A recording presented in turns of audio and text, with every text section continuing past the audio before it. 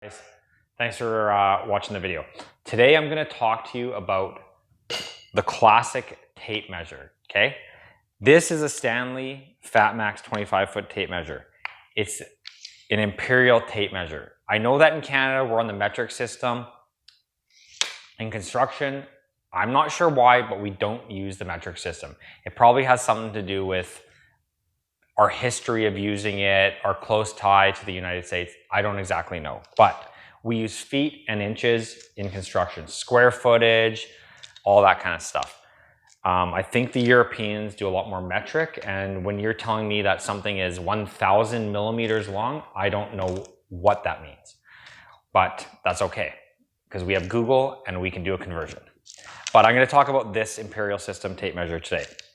I'm going to tell you a little bit about the tape measure, and then I'm going to explain how to read the tape measure. Reading the tape measure, it sounds so easy, but I've hired guys in the past, and if they don't have any construction experience, let's say, and I ask them, do you know how to read a tape measure? And everyone says yes, because everyone can find 12 inches. Everyone can find 28 inches. That's not the hard part. The hard part comes with the terminology, which I'll explain later. If I say 3/8 or ½ inch plus or 7/16, stuff like that. And then guys get a little confused because of all these little lines in here.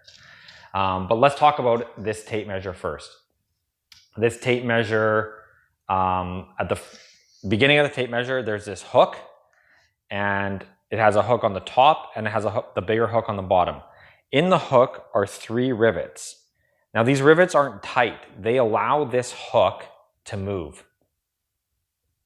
That's so if you're butting into something and if you're hooking onto something, you're getting the exact same measurement. You're not getting a different measurement by 1/16 of an inch because you're taking away or adding the thickness of this piece of metal where the hook is, okay?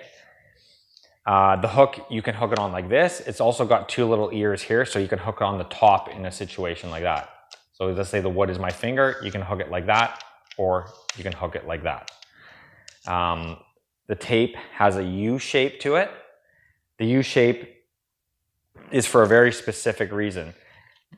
2 reasons really. One is it gives it strength, okay? So this tape in particular has about an 11-foot standout. That means I can push the tape out to about 11 feet before it breaks on its own weight. The U shape gives the tape quite a bit of strength in that direction. It takes quite a bit of force to bend it like that. It takes very little force to bend it like that. And that shape helps it roll up inside the tape and get coiled up in there. If it was just a flat piece of metal, it wouldn't be able to coil quite so nicely. This tape in particular has a bit of armor on the front, which I like. It protects it. We live in a pretty wet environment here. The tape in the wintertime especially tends to get dirty. If it gets scratched, it'll get rusty. I try not to put the tape away with too much sand or dirt on it. I clean it with a cloth. The best thing to do is to clean it with a cloth that has WD-40 on it. Do not soak your tape in water because all it does is just rust the components inside.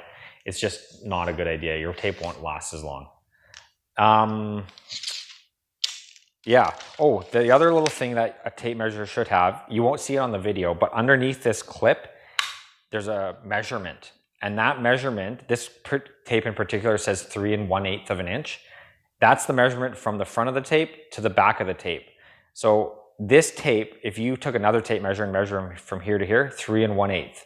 Let's say that you're in a tight spot, you're measuring against a wall, and you don't want to bend your tape like that to measure there. You can take it out like this. Let's say it's 5 inches. You know that to the back of the tape would be 5 plus 3 1/8. So it'd be 8 1/8 inches. You just butt your tape in and you just add 3 1/8. That's not something that I use too often, but it's good to know in case you get into one of those situations. The tape also has a little eyelet here. So that eyelet, and I'll show you over here, that eyelet is for hooking onto things. So especially a nail. The nail's got a head on it. You hook the eyelet onto the head of a nail and it'll just hook right in there and stay there. If there was no eyelet, it would just want to slide off. Because of that eyelet, it hooks in there and you're not going to lose it. This is kind of a nice little trick too, is you can get your tape in you put your nail in the center of a board and you have the nail in the eyelet, then you find a mark. Let's say we're going over here to 19 inches. You hold your pencil on 19 inches and you can create an arch or a circle just by creating or following that tape around the nail. So you can create an entire circle on a big enough piece of plywood or an arch in a doorway. There's more to it than that for finding those exact arches, but that's basically a good way to create a nice circle. The other thing I want to talk to you about just before I get into reading the tape measure is a few little mathematical tricks that you can do with the tape measure. So one thing you can do, and I'm going to keep simple numbers just for the sake of the video, you can fold your tape. Let's say we want to find half of 24 inches. Well, we know it's 12 inches just for the sake of the video, but I'm just going to show you. You can fold it to 24. You hold the butt end of the tape right at the 24-inch mark. And then you look down the center and you'll see 12 inches right there. Right at the center is the 12-inch mark. If we want to get a bit, with bigger numbers, it'll get a bit more complicated. Let's say we go 64 and a half. If we look down the center of the tape, we know that 32 and a quarter is half of 64 and a half. So it's a good way to do some simple math. Let's say we want to take away 8 inches from 64 and a half, and we don't want to do that math on paper or in our heads. We hold the tape at 64 and a half. We find the 8-inch mark, and whatever that lines up with on the other side of the tape, in this case is 56 and a half. 64 and a half minus 8 is 56 and a half. So that's another simple mathematical equation or trick you can do without too much thought. I mean, with these numbers I did on this video, it's pretty simple, but if numbers are getting a bit higher or more complicated, that's something that you can do for a quick reference. Okay, now I'm gonna hook my tape over here and I'm just gonna explain the tape measure. For the first foot, you just have numbers 1 through 12. Every foot has 12 inches in it. So we got 12 inches and we're at 1 foot. You add another 12 inches, you're at 24, that's at 2 feet. Another 12 inches, 3 feet. And that's indicated by this, 3F, 3 feet. You'll see this black triangle. The tape also has these red marks on it. And those red marks at the 32, the 16, the 48, and so on, they're every 16 inches. And that's because a typical stud layout on exterior wall especially will be 16 inches on center. So it's very easy to find every 16 inches because you just look for this red mark. There's also another little mark here. It's just over 19 and 3/8. So every 19 and just over 3/8 is this little diamond. Now that little diamond, I believe it is not too common to use that anymore. That was more for a rafter layout for a roof back in the day. Now people are typically working with trusses. A lot of guys don't even know how to cut rafters because it's so uncommon that you wouldn't really use that. And because trusses are 2 feet on center and rafters were 19, but that's basically what that diamond indicates, every 19 and just over 3/8 of an inch.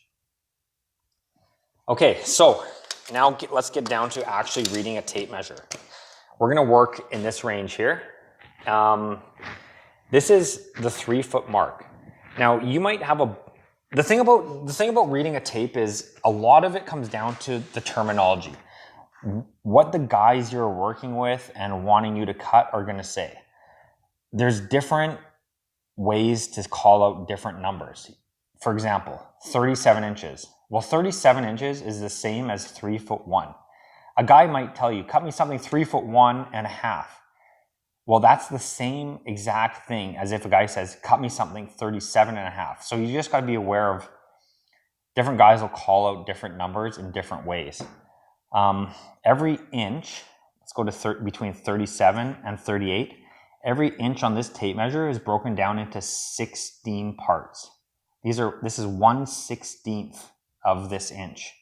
This is 2/16 of this inch. So you can always count to get to the number if you don't have it quite memorized yet or know exactly where it's going to be. If an inch is broken down into 16 parts, half of 16 is 8, so 8/16 would be half an inch. Nobody's ever going to say, cut me something 8/16. They're going to say, cut me something 37.5, or 38.5, or 36.5. They won't say, cut me something 36 and 8/16. It's just not said. They're also not going to say, cut me something 37 and 4/16, or cut me something 37 and 12/16. They won't say that either. They'll say, cut me something 37 and a quarter. Cut me something 37 and 3/4. Okay, so you got to be aware of that. Now, between the half-inch mark and the next inch would be the quarter mark. So we got 37 and 1/4. That's the next biggest line besides the half-inch line. And then we got 37 and 3/4. So 37 and 1/4 right here. 37 and a half, 37 and 3/4. Now between the 3/4 and the half-inch mark, between the 3/4 and the next inch mark, and between down below too, like the 37 and between the 37 and the half-inch, you got the 1/4, the half-inch, the 3/4, and then in between there you got 37 and 1/8, 37 and 3/8, 37 and 5/8, and 37 and 7/8. Okay, so when I say eighths, that's me breaking this inch down into 1/8 increments. So I'm still ignoring the very smallest mark here, the 16th of an inch. I'm skipping that and going to the 1/8, the quarter, the 3/8, the half-inch, the 5/8, the 3/4, the 7/8, and then you're at the 38. So guys will not say, for example, cut me a block 37 and 2/16. They're going to say, cut me something at 37 and 1/8. Okay, so that's where it's going to start getting confusing, because 2/16 and 1/8 is technically the same measurement, but nobody will say 2/16. It's just not said. So you got to be aware of that. So the other thing is, like, a lot of guys I've worked with, instead of saying, cut me something at 37, or let's say 38 and a quarter, put it this way. A lot of guys will say, cut me something at 37 and a quarter small. Technically, what they should say is 38, sorry, I'm saying 37, I mean 38. What they should say is 38 and 3/16, 1, 2, 3. But a lot of guys just don't talk in 16ths. They talk in eighths or quarters, and then they just say small or big or plus, something like that, plus or minus. 38 and a quarter minus, that means minus 1/16 off that measurement he told you. If they say, cut me something at 38 and a half big, that means add a 16th to that measurement he told you. So like I said, it's just getting used to the terminology of the people you're working with. You could say, instead of saying 38 and a half big, you could technically say 38 and 9/16. That would be correct, but it's just maybe a little bit uncommon unless we're into finished carpentry. If you're just into like framing a house, you might say 38 and a half big, because it's not as crucial to get that little extra 16th in framing as it is in finished carpentry. So, okay, let's just go over one more section here, and I'm just going to explain with my pencil as I get into it what each mark is.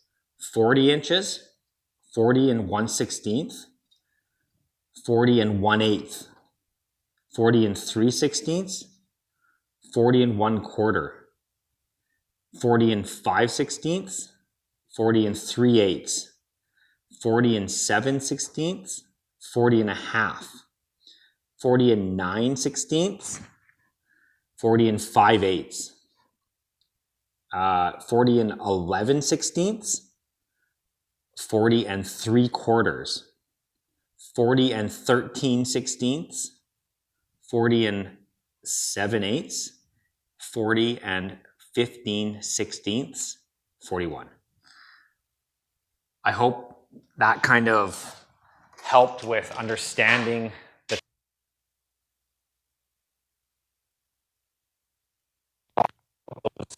numbers, but that's basically breaking it down. Get used to the 1/2 inch mark, the quarters, and then the 1/8, and then from there it should be cake. Thanks for watching. Please subscribe. If you have any questions, leave them in the comment section.